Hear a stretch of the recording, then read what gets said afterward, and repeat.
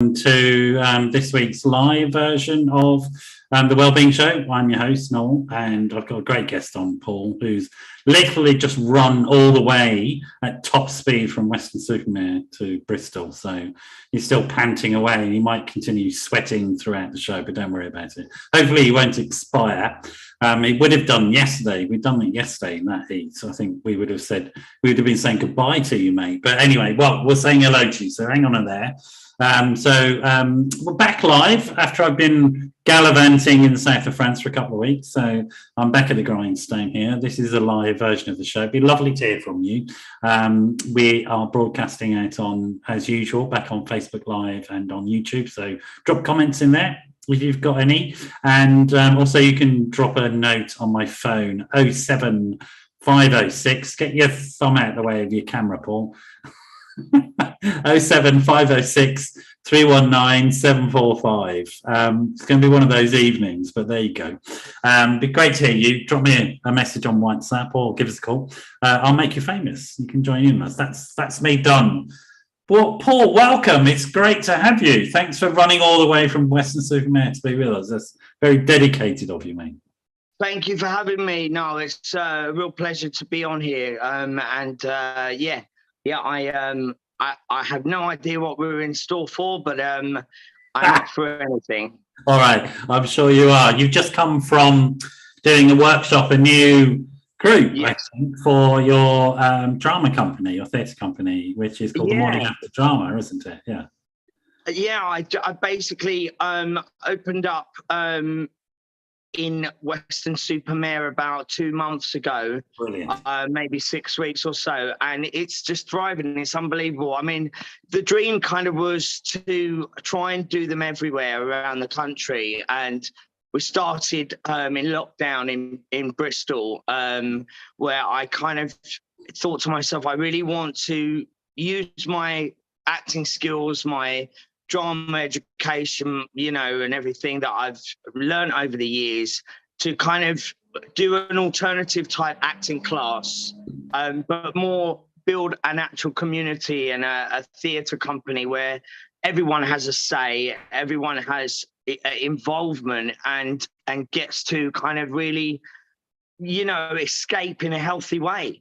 Yeah. And build their confidence and just become a kid again, but also be educated and maybe learn a few tricks, and maybe I'll find the next Marlon Brando, who knows? But It was all about... Here I am. Well, you should come along. It was all about using drama, which I know works, and it's proven for people with, addiction problems, confidence problems, anxiety, mental health issues, because most of us that have these issues are very, very creative. Yeah. And, a lot of creatives out there struggle because they're so mad, they have all these spinning thoughts, and it's like, we call it the washing machine head, and there's all these, imaginations and ideas, and, sometimes people don't get to really explore that. And I wanted to explore my own ideas and direct and create with them and create connection, because that's the opposite to addiction, and community, and offer it pretty much everywhere for free. And I think one of the really interesting, maybe unique aspects of drama and theatre in particular is the focus on relationships, so that the actor has a relationship with the audience, and theatre in a sense doesn't exist without that relationship, which is, I suppose, just strengthening your point about the idea is it's about forming connection. What was you said that you have a background in acting. I probably should know you, but I'm an old bloke who I barely know anything about modern pop culture. So what is your background as an actor then? Okay, is this a trick question, or have you done? No, it's genuine. I'm sure you're mega famous, but I'm literally a dinosaur that barely gets out of the house. Oh, okay, all right. Well, I literally don't have television, so there you go. No. That's absolutely fine. I basically, I grew up as a kid, really interested in acting. I joined like a local theatre company when I was young, doing musical theatre and plays with people like Tamsin Outhwaite and who were all in my local area, and we were just like this little group. And Is that down in Bristol, where you are now? no, I'm from Essex. You're from Essex, okay, right? Yeah, can you not hear? Well, yeah. And I want to make assumptions. yeah, no, I only moved to Bristol a couple of years ago. Yeah. Basically, from then I joined like a night class for Sylvia Young, who did something local in Gants Hill in Essex, and I got picked to go on EastEnders to do a little bit part and this, that, and the other. And when I got to the square and I was like kind of riding around a bike playing with Ethel's dog Willie, I just knew that's where I belonged. Serious? And I kind of remember just saying to the director, if you need me again, like please call, and they did. And then I did it a few years later, and then I said to my mum, I really want to do this, and I got friendly with Daniela Westbrook and Dean Gaffney and Paul. Paul, who played Joe Wicks. I'm trying to think of his surname right now, which has gone from my head. I don't know why. Amazing guy. Anyway, yeah, because you wouldn't know them because you don't watch TV. So, but anyway, I just cancelled my Netflix subscription. That tells you how in touch I am. Well, that's you shouldn't do that. It's worth having the Netflix. I never watched anything. Anyway. There you go. Yeah. So I basically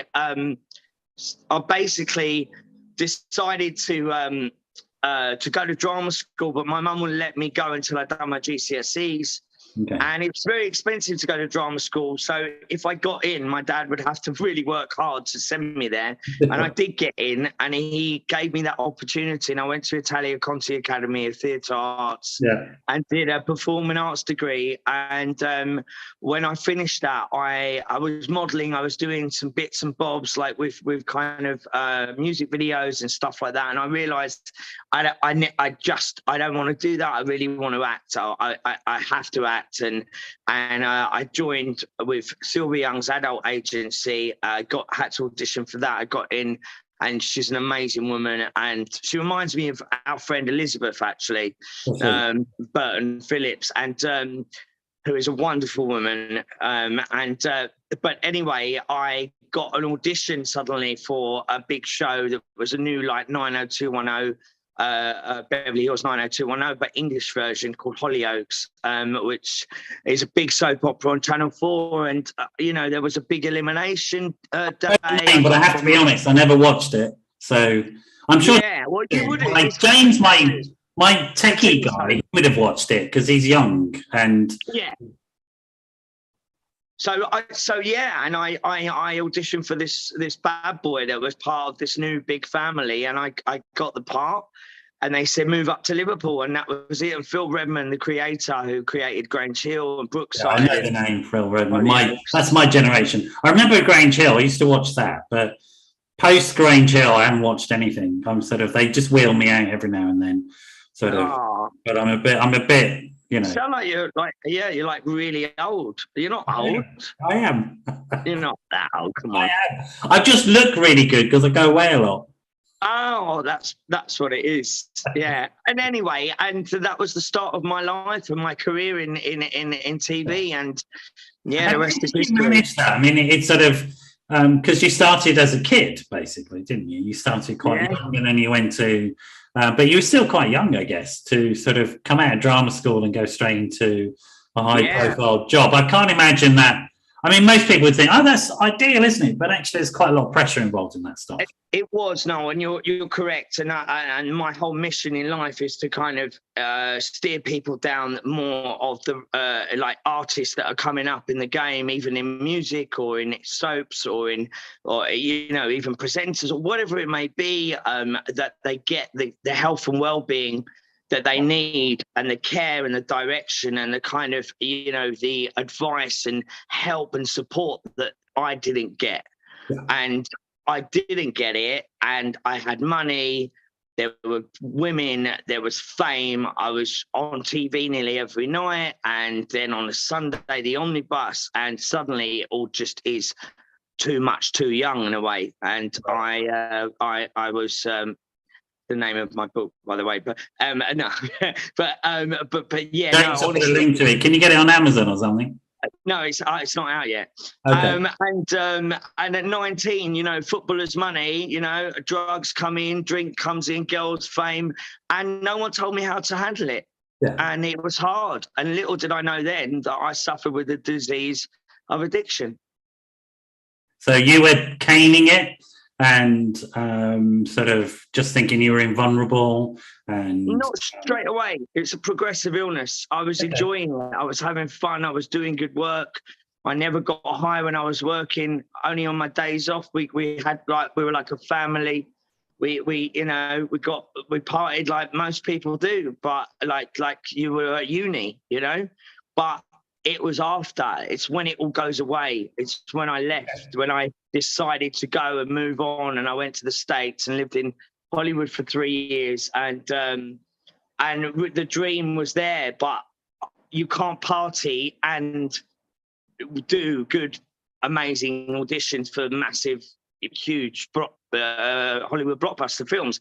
You've got to be on your game, and no one really told me how to handle it all. And when the drugs start to come in and you're tired the next day, or you can't really be bothered to work as hard because you're stoned or whatever, that's when the consequences happen. And when did they start kicking for you, and what were they like? What happened? I think it was the loneliness and kind of like, you know, wanting to, I think that you cross that invisible line, and suddenly I just kind of wanted to do it, even if I wasn't out partying. I'd just do it on my own. And that's when I thought, oh shit, I'm in trouble. Sorry to swear. That's all right. It's past 9 o'clock and we're not regulated, so it's fine. You can use whatever language you want. If it's appropriate, I guess. So you know that about the TV rules? Yeah, well, I've got James who breathes down my neck around all that, to be honest. So he educates me on that. So, you know, you were what sort of age when you were over in LA then, I guess? Yeah, so I left Hollyoaks when I was 23. I was engaged. 23, and you had all this fame and fortune. That must have been appallingly 19 when I started with it all. Wow. And then, so I was in the soap for 4 years as this lead character. And after 4 years, I wanted to play other characters. I didn't want to be typecast, because back then that's what they called it. You know, if you stayed in something too long, you'd end up being the Ken Barlow of Hollyoaks. So you just didn't, you know, that wasn't my mission. I was very into my acting. I'd studied method acting, and I wanted to go and do films. Yeah. I was very into Mike Leigh and people like that, and I wanted to really be part of the British film industry. But the knockbacks, the rejection, that's what was tough. And when that started to happen, and I get so close to the final 2 or whatever, that's when I started to use more, because I had to numb that pain out. Right. And it is, I mean, I don't think people understand the sort of audition process can be quite soul destroying, really. Because you can be really, really talented, but your face doesn't fit or the dynamic isn't right, and that's it, you're done and finished. Yeah. And in LA, you know, you've got to be able to be good at the American accent, and you've got to study that hard, and you kind of really have to. They want the English actor, but they want you to speak with the American accent, but your style of acting. And there isn't loads of English roles, and all of the English roles I went for, I got, but all of the American ones, which was the majority, I didn't get, and they were the ones I wanted. And then I had this situation where I went up for this Steve Martin film that's huge. And I got the part, but then the director, who had just worked with a big actor, bumped into him and said, oh, by the way, I got this English guy, but if you want it, you can have it, because he was more of a profile. Yeah. And Ashton Kutcher it was, he said, yeah, I'll do it. And they called me up and they said, we're really sorry, Paul. And my hopes and dreams suddenly got whisked away from under my, and that was it. And then I lost my grandpa. And, you know, lots of things happened, and I was on my own out in America, and I just was lonely and sad. And I don't know, I started to kind of feel the disease really on me. And so that took over. And I didn't know how to handle it. I didn't know what was wrong with me. Sorry to interrupt you. No, it's fine. And so that took over then. The using started to take over and predominate in your life, and you got more and more isolated, I guess, from... Yeah. I mean, I was trying my ass off, but, you know, I'd come back every 3 months because of the visa, and I'd look skinnier. I might be more tan, but I just like less money, skinnier. My mum was just like, all right, you got to come home now. Then, when I did come back, suddenly it was this new thing out there called reality TV. I didn't really understand what that was, but I got asked to go on this big show, big money, just to hang out on an island in Fiji with 10 beautiful people. And I said, well, what's the harm in that? But the harm in that is you have to be you. You're not a character. Don't get me on that one about reality TV. I think they are dangerous environments, actually, and sort of in terms of psychological stress, they are very, very high stress environments with very little support, and generally they choose people because of their vulnerabilities and play upon them, to be honest. I think so, especially if they're giving them loads of booze. Exactly.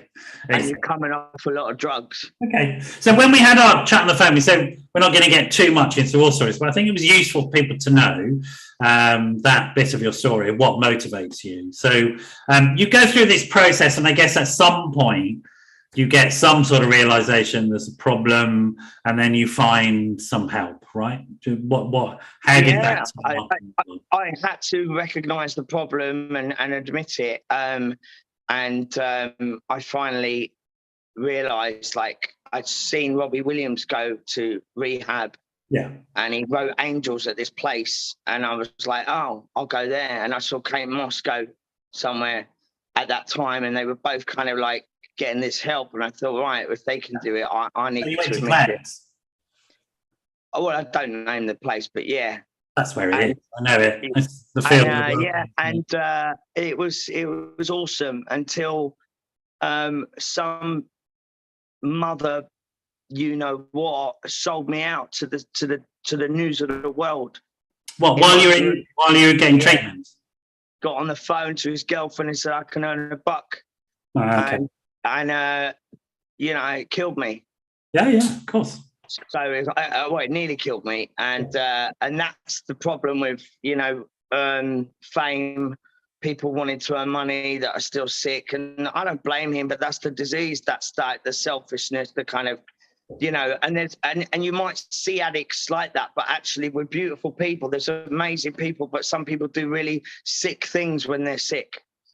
And I think people really get into a very survival mentality, don't they? And when somebody's in a survival mentality, they can rationalize and justify any action because they feel like if they don't do it, that's it. They're going to die, or something terrible is going to happen to them. I don't know. I just think he was just brought up in that way where he was just a bit of a crook, or whoever it was. I didn't know who it was, and I still don't.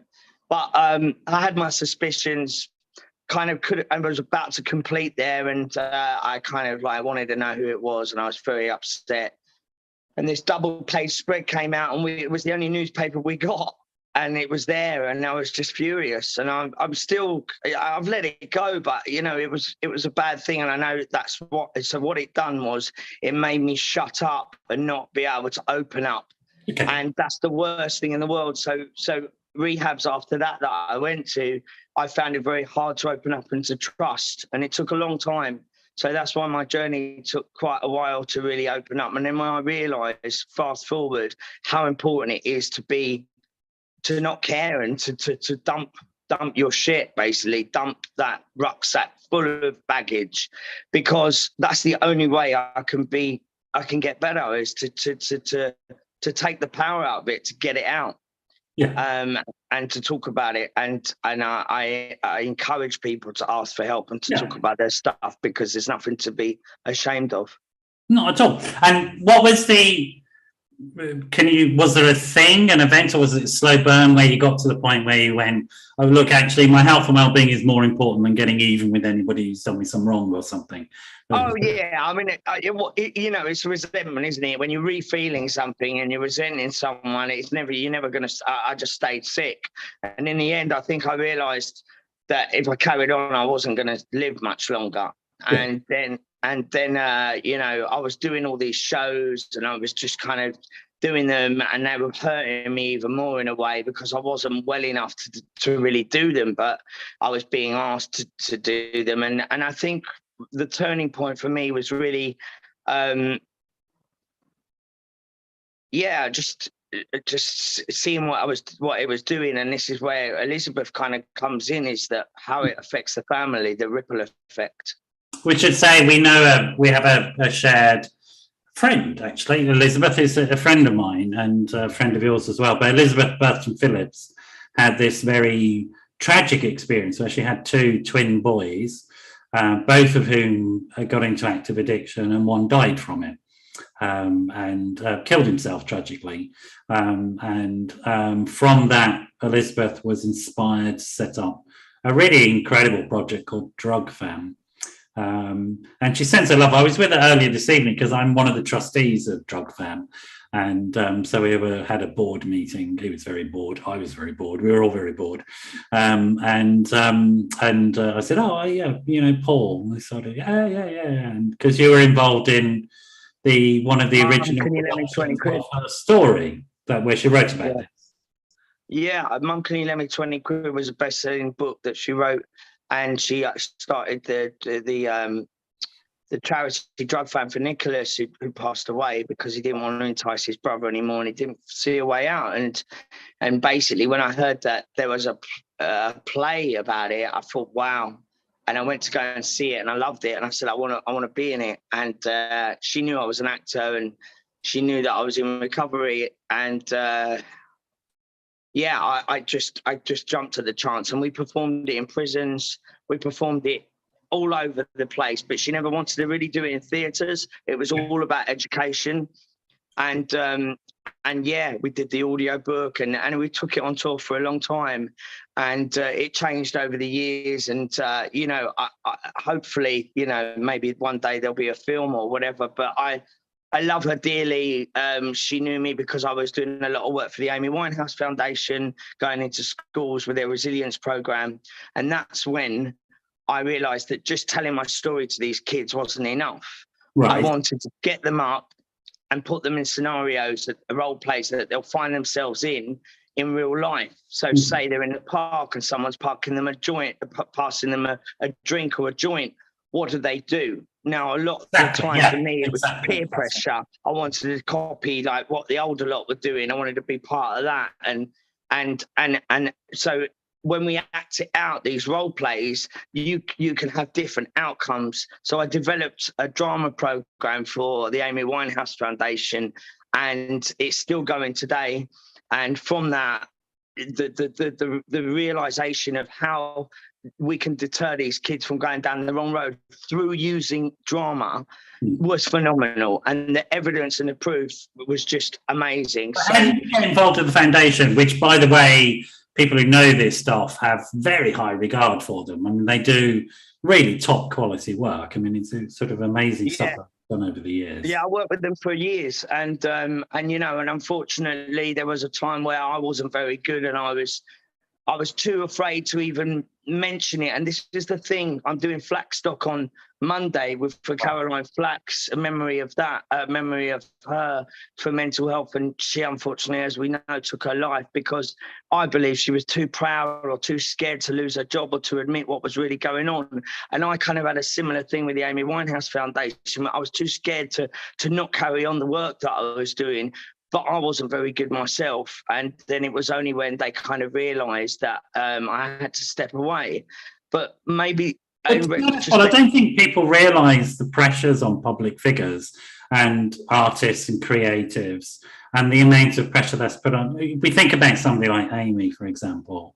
There was a lot of pressure on her just to perform, when actually there should have been pressure taken away from her, and somebody should have been saying, well, no, you need to just focus on getting well, sweetheart, and forget the money and forget all of this. I mean, was there anybody in your life who was able to have those conversations with you, or was it a case of you had to stumble along? Amy had those conversations time and time again. People were telling her that. People were telling me that. But you know this as a therapist yourself. Only you can make it happen. It's up to you. If you don't do it yourself, it's up to us to make that decision. No one can force me. I think that's correct. It's impossible. You have to want it. Other employers or other industries would challenge somebody who's clearly ill and say, well, you can't continue for us, right? Whereas the creative industries, they're more likely to just continue to facilitate that, right? Because I agree. You're right. Maybe that I wasn't strong enough to say to my agent or my manager, I can't work at the moment. You know, until it was so bad, that's the only time when I said that. But I think that's a very familiar story to me, to be honest, Paul, is that the artist will continue, and the people around them won't put appropriate boundaries on it. So, for example, and that's it. And thank God I was never a suicidal person, but Caroline was, Keith Flint was, Sarah Harding, it's just mad how. Well, Sarah didn't, but there's a lot of what's his name? Amazing guy, Heavy D.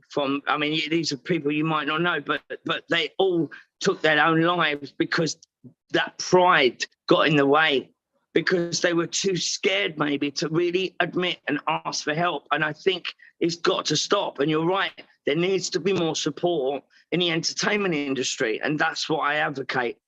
Well, it really has to be taken to task, to be honest. It's not one organisation, as you know. You're self-employed, you're a business in your own right and stuff like that. But nevertheless, people are facilitated into self-destruction far too much by the industry, and there should be more challenging around that. And if I think about things like, go on. Sorry. Especially when people get a record contract and they're doing really well and their album's great, and then the second album don't do that great and they get dropped. Yeah. And the problem is when the record company drops them, or the company don't want them acting anymore, the film doesn't happen or whatever. This is the rejection, and they're just left.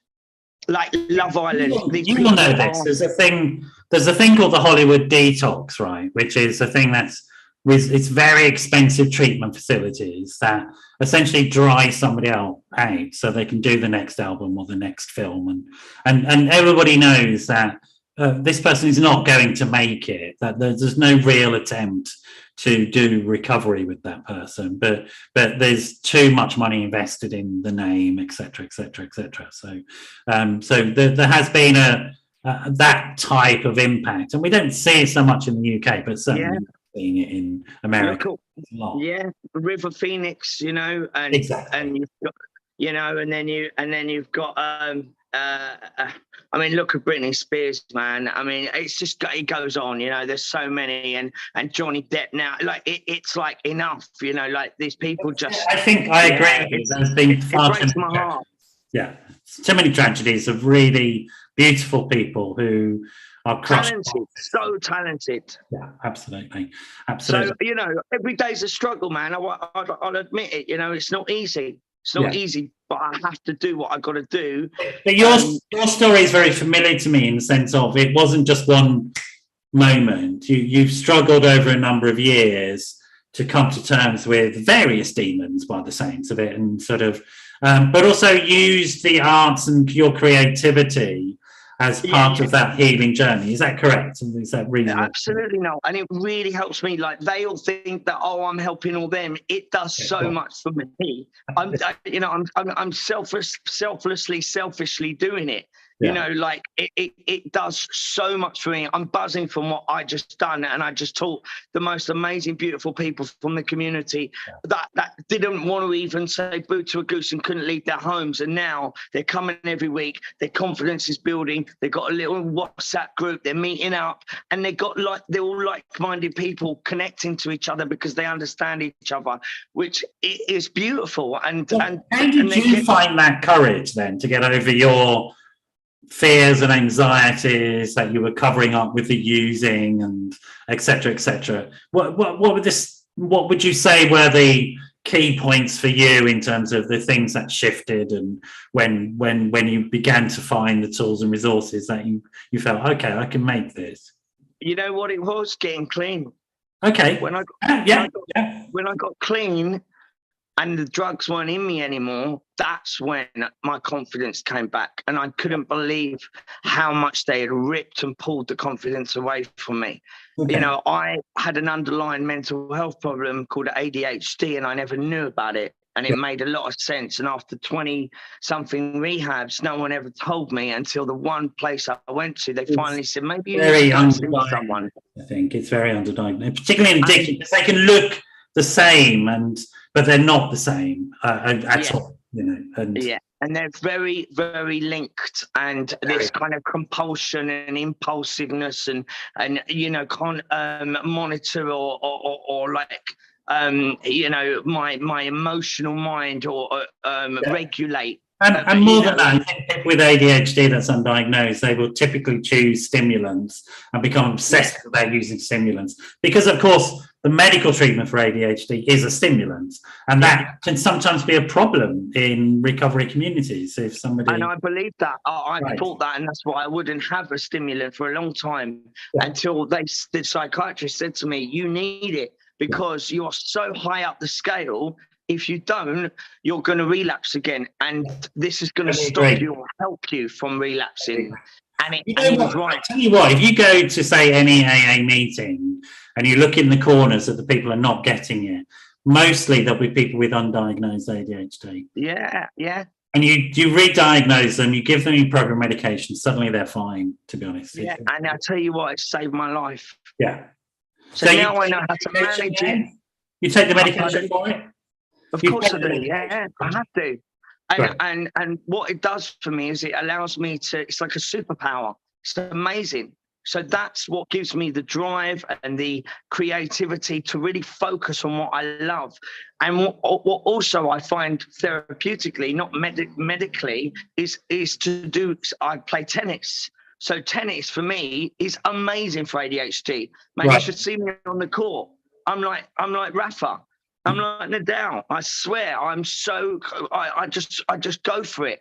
And it's. Watch out for James. He's going to take you out and kick your ass. He's really good at tennis. Is he? All right, let's have a game, James. Share about it. And it really sorts me out. This exercise, it wears me out. It makes me focus. It helps me, you know, physically, mentally, spiritually, socially, and I realised what to use the ADHD for and what to not use it for, and that is what I'm learning about. You are reconciled. You're okay with using medications alongside a recovery abstinence-based approach. You're sort of really comfortable with that. Yeah. Well, yeah, because it's allowed. Who said it's not?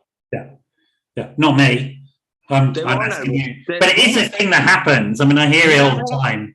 Only if you abuse it are you wrong.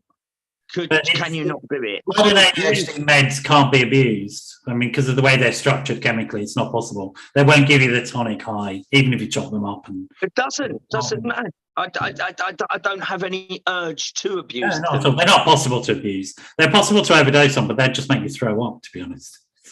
Probably. I've seen it happen, but that's what they do.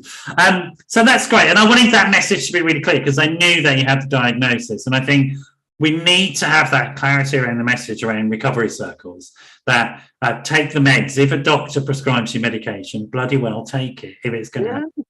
Forget all this nonsense about abstinence means nothing at all. It's nonsense. It really, it's the same with people who are comorbid with, say, severe and chronic long-term mental health problems like psychosis, and they have antipsychotic medication, or people on lithium for bipolar, etc., take the meds, people. It's perfectly consistent with the recovery. Absolutely. If it's untreated, you will try and find an alternative, and in the end, absolutely. And it won't be pretty. Yeah, 100%. So that's awesome that you've got that. I'm really, really glad for you.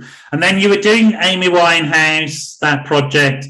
You generated new work in terms of, you created these drama projects with kids to help them role play how to refuse to take drugs and be able to manage being part of friendship group. Brilliant work. What was the next step for you in terms of the theatre and the drama stuff that you were doing? So then I got approached to do a podcast because I was on this show all the time, Sam Delaney's news thing, and he's a great, talk radio host with Eamon Holmes and stuff. And they used to bring me on. I used to tell him all these crazy stories about, this, that, and the other. And Sam said, look, you need to do a podcast. So we called it Paul Danan The Morning After.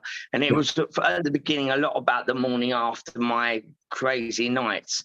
And then it went into more kind of like mental health stuff and addiction stories and how I've helped myself. And slowly but surely I started to open up, and I realized by telling my stuff, even though it was really private, it helped a lot of people. And then I started getting guests on that were well known, and they started from, because you've been a person, like, if I remember your story correctly, you'd gone to this rehab and somebody had exposed you, and that would have been horrific. Absolutely. And yet here you are now, some years later on, you set up this podcast and you're like, right, I'm going to tell people this story. So the shame has gone. Where did it go? That's amazing. I don't know. I saw that, again, I referred to Robbie Williams. He let everything out the bag, so no one had anything on him, because my biggest fear was that I was going to get sold out again. Yeah, but actually, I saw what he did, and he told everyone but he didn't give a shit. He just said to the core what was going on and didn't care. And I realised why I should do that. So no one's got nothing on me, and it was freeing. And it does take the power out of it, doesn't it? When you get in there first and tell your story, particularly in public fora, it's sort of, people can't then sort of like hold you to ransom at all. Yeah, and it was just kind of like, and then I was getting messages going, you've really helped me, I really relate, blah, blah, blah. Yeah, loads. Right. And then we became like a massive podcast, and we got #1 in the iTunes charts. Yeah. It was unreal. Yeah. And it was in lockdown, and we were interviewing so many big people who were then opening up themselves about their shit. And they'd never done that before. One guy, who I'm not going to name, he told me about how he had just relapsed, and he was like, I can't believe I'm saying this, but I was giving them, because I was opening up myself. I was giving them permission to do it too. Yeah. And absolutely. They found it so like cathartic to just do it. There's also another thing I think you did, because I sort of got to know you a little bit, but you would have done it with them in a way that was supportive and compassionate and kind and safe. Essentially, you weren't there to screw them over. You were there to be a peer and a support and a fellow. I was saying my own stuff, and I was relating. Yeah, and so that's a very different sort of way of dealing with people, to getting somebody's story and making a buck out of it, which is not what you've done. What you've done is try to create peer support. I've never earned a penny out of my podcast. Yeah. I do it for free. I do it for the love, and. We still. I'm sorry, that was misleading. I mean, exploiting. You weren't exploiting people. You were supporting people. I wasn't telling them what to say. Yes. It was because I was talking about my stuff that they felt like they could then open up themselves. It was like we were just having a conversation and no one was listening, and everyone got the edit. What's important that there's some sort of mutuality, shared sort of experience. That's what fellowship's about. Right. That's what I'm talking about, connection. And when you go to meetings, that's why people go to meetings, because they can relate, because it's like my explain fellowship. Imagine people don't understand it, which some people listening won't. What does fellowship mean? I mean, this word that I've heard. So fellowship means fellows together, going to anonymous meetings where what they say there stays there, and basically where you admit that you have a problem. And the problem is us. It's not the drugs or the drink. The problem is what centers in the mind. So it's about changing the thinking. This thinking. Because the thinking is, it'd be a really good idea after this show to go and have a line. But my thinking, that's a lie. Of course it wouldn't be a good idea. I'd fuck everything up and lose everything. So I need to, if I'm having those thoughts, I need to talk to someone that understands that brain. And these are the meetings where you get reminded and you hear people tell their stories of how they have overcome these amazing horrific journeys, but that have turned into something incredible, because pain is a gift. Now, at the time, you might not see it, but actually, the pain that I've been through has now given me a gift. I wouldn't be on this show right now if I wouldn't have been through the shit I've been through. So things can transform, and it sounds to me like you can't do it alone. You have to. Exactly, that's what it's about. You can't do it on your own. You need help. And my mum couldn't help me. My little boy couldn't help me. Only I could ask for that help and be around like-minded people and get a sponsor, which is someone that takes me through some steps to become, and they're like a manual of changing those behaviors and righting my wrongs and being able to make amends to the people I've hurt, and slowly then pass it on to someone else that's struggling. And that's what it's about. It seems to me that there's something important in the transaction between two people who've had similar types of experiences, so that there's some identification with that other person. And the big book, which is the book that is called Alcoholics Anonymous, that was written in 1934, 36, something like that, by two drunks that basically got together and just could realize that by talking to each other, they could help each other. And it grew and it grew and it grew. And now it's the biggest, second best-selling book, bar the Bible. Go out and buy it, folks, if you need it. But you can get it free, I think. But don't just buy it and read it on your own. I mean, you can, but it's nice to have someone to take you through it that understands it. But I think fellowship everywhere, because I think a lot of people who've been active in using tell me that they end up feeling incredibly cut off and isolated and lonely, and then coming into a group where you feel supported and cared for and loved. I dare say, use that word. It's absolutely to go in there, and that's why you need maybe someone to talk to, someone that would take you there. And you know what? In the beginning, I was scared shitless. I was so frightened, but slowly I'm scared. Well, I'll take your word for it. But I was not the way you come across, is it? You know. Yeah, especially people recognise me. I didn't want to admit it, but that's the first step, is admitting. Yeah, you know. Admitting that I couldn't. The anonymous thing, was that important to you? That suddenly you could become an anonymous person again, or not famous, not with all that baggage? It's basically you just pull again, and that's what's great, is that you find yourself and you start to do really selfless things. And then the main thing, and I don't want to get all godlike, but the main thing is finding some sort of higher power, because I'm not powerful enough to help my addiction. A group of GOD, group of druggies, group of drunks, a good orderly direction. I choose to call it God, but a higher power that I can kind of pray to. There's something out there that's bigger than me, bigger than you, but together, it's power, but no human power can do it, and I believe that. And we have this spiritual malady, and malade means sick in French, and there's that spirit that's sick, that hole in the soul, and it has to be filled with something. And it's about kind of being kinder to yourself, kinder to people, and believing that there's something out there that saved me, and I'm not dead for a reason, and that I'm meant to pass this stuff on and help others.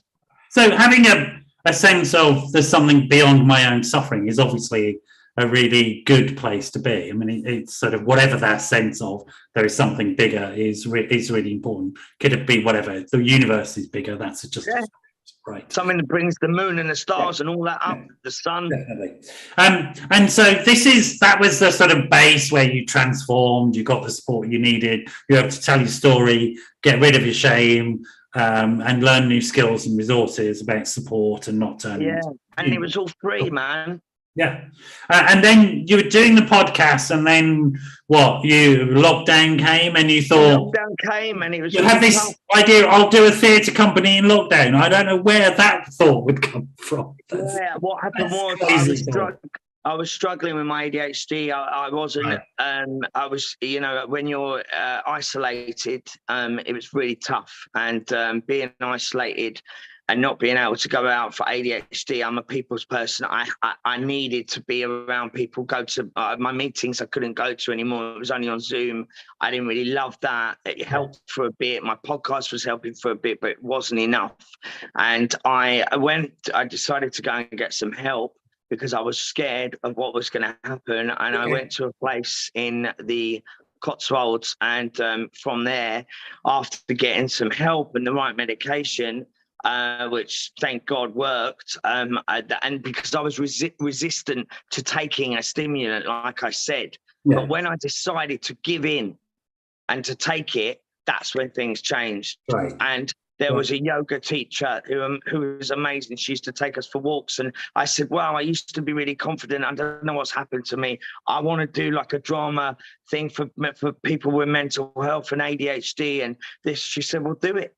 And I said, but I've got to go back to London. I don't want to go back and to Essex now. And she said, well, why don't you go to Bristol? And I thought, Bristol, it's really creative. Banksy, my mate Ronnie Size is there. Massive Attack. Porter said, all the people I love, like, they're all really creative. Like, why don't I go to Bristol and just open it there? Because maybe London, don't want it because London's the capital, and maybe Bristol will accept it. And I went to the local drug and alcohol agencies, and I told them my idea, and they loved it. And they said, all right, we'll support you. And then we started on Zoom, and then we started doing face-to-face. And now we are in Oxford, in Weston-super-Mare, 2 places in Bristol, Walthamstow, and it's just growing and growing. We're doing teenagers, we're doing, mental health recovery people, in addiction. Like, it's just crazy how much the BBC have covered it, Points West, ITV, they love it, and no one's doing it. What soap actor that's been through hell, that's come out the other side, is now delivering drama, method acting to people from the community for free? It's unheard of, but I am. Yeah, brilliant. And so you started on Zoom in these groups during the lockdown? It wasn't easy. It was someone's idea, and I didn't really enjoy it. And I'm so glad we came off it. But in a way, it was how it kind of formed. Yeah. And like, people had not heard of Zoom before. But then you moved on, and on your website, which is called what? So we're the Morning After Theatre Company in Bristol, but we are called MAD, Morning After Drama, because we're all a bit mad. And Morning After Drama is basically, what we formed, which is all about. Now, the interesting thing for me is that you've got a whole group of professionals as well. Like, you've got social workers and various people involved, haven't you? It's sort of, it's not just being a one-man band. But so tell me about why that happened and why you think that's important, that you have that range of people. Because you have to have the support just in case things come up for people. We want to also see the statistics of how it helps people and the change that it makes. And we also want to really, show the government and the community that this is important, and that there are alternative therapies, not just group therapy. There's been art therapy for a long time, drama therapy kind of, but not enough. I don't call this drama therapy. This is proper acting. And I produce and direct performances through the journey of their lives, and I create with my ADHD super brain a production, and then put it on and try and raise money to keep paying for the hall so I can keep going. And Can people help in terms of finances? Can people help you out? They can help. They can go to the Just Giving page. It's morningafterdrama.com. And at the moment, we have no funding. I've had to put my hand in my pocket. And there was a bit of the GoFundMe page where people can donate. But please help the community, because I don't really want to charge anyone. I want anyone to be able to come and do it. But, I also have to pay bills as well. So I'm praying and hoping that it starts to pay off. But you know what? I'm starting next week for Interventions Alliance, which is an amazing group. And soon for CGL, which is a huge drug and alcohol agency, where we'll be making short films about their lives.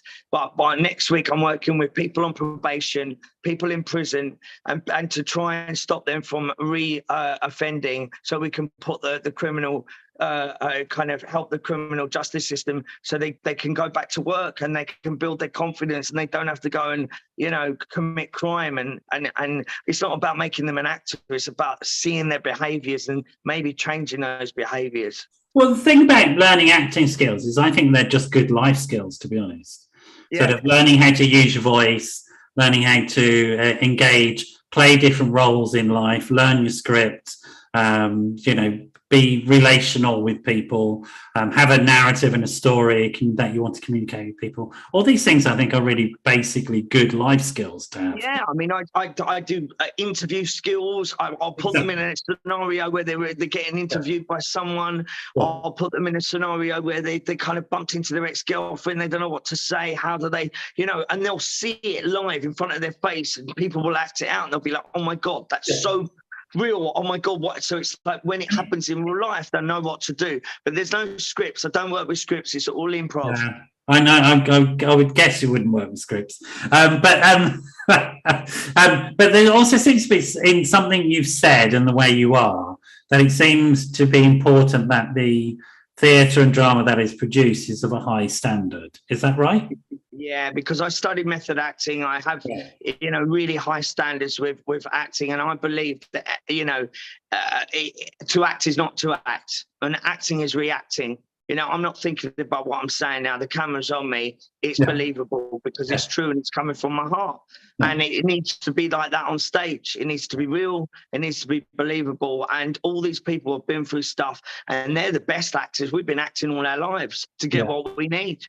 I saw Chris Hemsworth being interviewed about, because his kid is in his latest film, and he said something really interesting, which I think you'd sort of resonate with. And the interviewer said, "Was it difficult to direct your son?" He said, "No, with kids, less is more. You just let them get on with it, and they're so natural. They're just bam." Yeah, my son's an actor, and he's only 6, and his name's De Niro. Is it? Yeah. I named my son De Niro after Robert. Sure you did. De Niro Danan, man. Is there a show coming up that people can watch? Yes. So there is a show called We're the Lucky Ones that I'm producing and directing, and that I've created with the Morning After Theatre Company in Bristol. We're going to be doing it very soon in an amphitheatre outdoors. Everyone's welcome. It's going to raise money for mental health. And so the Morning After Theatre Company website. Please go to Morning After Drama. See where the show's going to be. Or I'm on Instagram, at Paul Danan, or Paulie Danan on Twitter. But you can go to my website and you can see all the good stuff we're doing, and you can sign up and come and join in if you relate to what I'm talking about, or you just fancy a bit of an acting class from me.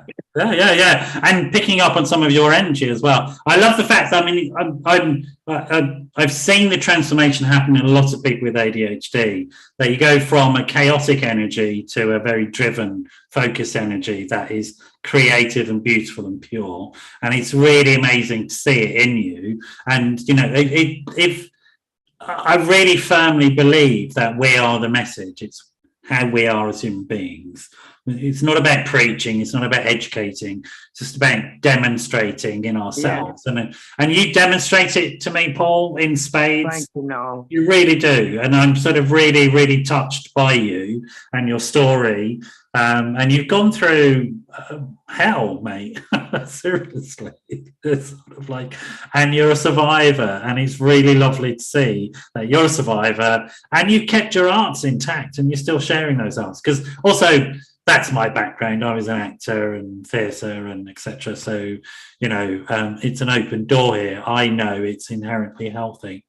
Yeah, there's no age limit. You could do it till you're 98, 103. It doesn't matter, and you can never stop learning. And the one thing someone told me is that ego, just smash it, get rid of it, because, you're edging God out.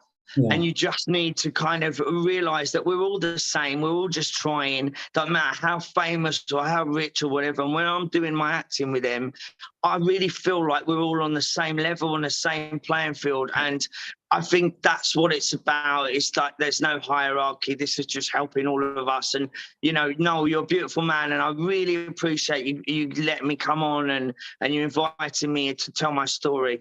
Oh, it's really, I'm really touched by it, to be honest. It's really beautiful, to meet another beautiful soul is always a gift. It's a really good thing. We are at the end. You stay there. I'm going to say goodbye to everybody, and James will end the show. It's been wonderful to have you here. What a great show. James will have put all the links in. I would encourage people to go onto the MAD website, the theatre company in Bristol website. Check out Paul on his social media platforms, on Instagram, on Twitter, and podcast. Sorry, I'm a podcast. They'll love it. And that link will have gone out as well, I promise you. So it's all there. Good luck with the show coming up. I'll check it out myself. See if I can. Please come. You've got a front row ticket. Yeah, no, I'm really inspired, and I'm going to sort of look out for it and come down for sure. You. It just depends on because my son lives in France, and if I'm there, that's where I am. Of course, it's just in between those two things. My son has ADHD as well, and wow, the meds changed his life. So I'm so proud of his mum for finding the courage to allow him to take medication at the age of 11. And this year, when he started it, his experience at school, I feel like crying. I'm so happy for him. Oh, bless you. His experience at school has transformed. It's really beautiful to see. And I've seen this so many times with ADHD. I'm a great advocate of people getting the diagnosis and getting the medication and seeing it. It transforms people's lives. Do you know what? It's funny. It's really mad you say that, and I know 6 is early to call it and everything. But you've inspired me that if that is the case with my little one, like that, I won't be scared to kind of investigate. I've spent 25 years working with kids who get the diagnosis, get the medication, and their life transforms. Yeah. And then, literally not long ago, I had to take a kid to social services because his parents refused to give him the meds, and he was absolutely feral. Yeah. That's the way it is. So, it's a very safe medication and it's transformative. And that's it. And it's taken me, 40 years to find out. And really? It's terrible because maybe I could have saved a lot of time of pain. But maybe, but you are who you are, and I think you've got a wealth of life to share with people. Anyway, I was ending the show. We got started talking again. Let's stop. Bye, folks. Really great to have you here. What an amazing show. What an amazing person to have on the show. Stay there, Paul. James, just end the show, and I'll see you all next week, I hope. Bye-bye.